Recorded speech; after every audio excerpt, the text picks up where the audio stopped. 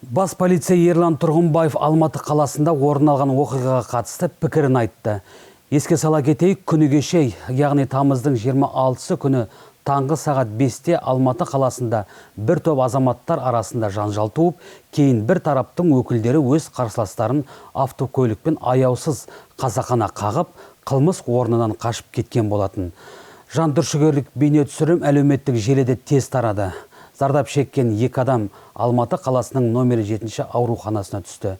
Біреуіне ашық бас сүйек ми жарақаты, мидың жеңіл дәрежедегі жарақаты, бастың оң жақ сүйегінің сыну диагнозы қойылды. Жағдайы орташа ауыр. Екінші науқас жабық бас жарақатын алған, миы шайқалған. Жағдайы орташа ауыр деп бағаланады.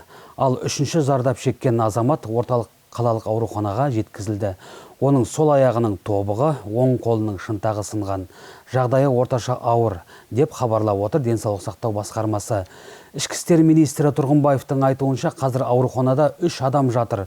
Оларды көлікпен 2 адам қаққан, яғни 2 көлікте 2 жүргізуші болған, біреуі ұсталды.